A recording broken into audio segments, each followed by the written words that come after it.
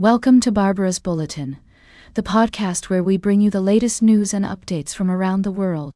I'm your host, Barbara, and I'm excited to share today's top stories with you. We have a lot to cover today, so let's dive right in. First up, we're seeing some significant developments in the world of sports, as Sepp Blatter, the former president of FIFA, has been banned from football for 90 days. But that's not all. We're also tracking news from the International Olympic Committee, where a new president has just taken office. And if that wasn't enough, we have some exciting updates on the latest athletic achievements from around the globe. But it's not all about sports today. We're also following some major stories in politics, including the upcoming upper house election in Japan, where lawmakers are grappling with the issue of misinformation on social media. The ruling Liberal Democratic Party is calling for stricter regulations to prevent the spread of false or defamatory content about candidates online. In other news, we're seeing a surge in travel between the US and Japan, with American Airlines reporting a significant increase in bookings to Tokyo and other popular destinations. And in a surprising twist, it looks like El Salvador may not be the final destination for migrant Kilmar Abrigo after all. Despite being deported there earlier this year, he is now facing trial in the U.S. on migrant smuggling charges. We're also keeping an eye on the latest economic trends, including a slowdown in inflation in Tokyo and some interesting advice from former Intel CEO Bob Swan to Japan's tech industry. And if you're planning a trip to Japan anytime soon, you might want to check out our report on the latest travel hotspots. It looks like US tourists are flocking to Japan in record numbers, and we've got the inside scoop on where they're going and what they're doing. That's all for now, but don't worry. We're just getting started. We'll be right back with more of today's top news on Barbara's Bulletin. Welcome back to Barbara's Bulletin. We're glad you're still with us as we dive into the exciting world of sports. Today we've got a thrilling update from the Club World Cup, where several teams are vying for a spot in the round of 16. Let's start with the U.S. women's national team, who dominated Ireland with a 4-0 win in their friendly match. Rose Lavelle and Sophia Smith led the team to victory, showcasing their impressive skills on the field. This win is a testament to the team's strength and dedication, and we can't wait to see how they perform in upcoming matches. In other news, Real Madrid secured a spot in the round of 16 with a convincing 3-0 win over RB Salzburg.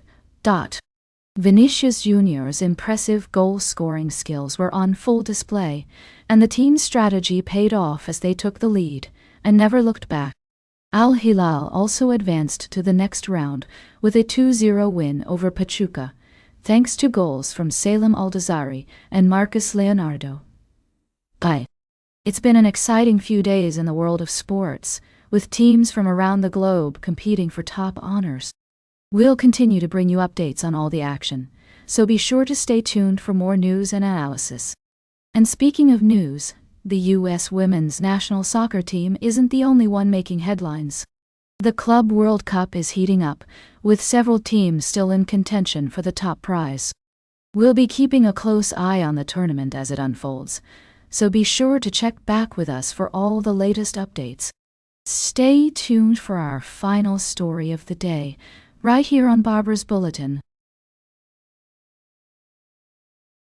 Welcome back to Barbara's Bulletin. As we wrap up today's show, I'd like to bring your attention to some fascinating and thought-provoking stories from around the world. Firstly, let's talk about the situation in Russia, where nearly 140,000 soldiers who have returned from the war in Ukraine are in need of reintegration into civilian life. This is a complex issue that requires careful consideration and support from the government and society as a whole. It's essential to ensure that these individuals receive the necessary help to readjust to life after their experiences on the front lines. In other news, a live burial ritual was disrupted by police in the Leningrad region, where 15 people had participated in a symbolic burial as part of a spiritual or psychological transformation practice. While some may view this practice as unconventional, It's crucial to respect individuals' freedom to express their beliefs and practices, as long as they don't harm others.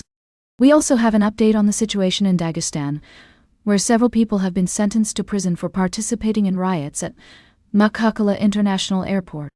This incident highlights the importance of maintaining public order and respecting the rule of law. Furthermore, North Korea has announced plans to send more troops to Russia, while also targeting Russian tourists with a new beach resort. This development raises interesting questions about the evolving relationships between nations and the potential implications for global politics. Lastly, let's not forget about the creative solutions being implemented in Russia to address everyday problems. For example, cats are being deployed to ward off rats on the front lines in Ukraine, while regional officials are hoping that urban renewal projects can help stop people from leaving their towns.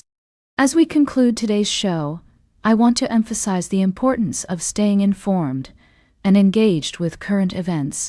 It's crucial to consider multiple perspectives and to approach each story with a critical and nuanced mindset. That's all for today's Barbara's Bulletin. Remember to like, share, and subscribe. And until next time, stay engaged.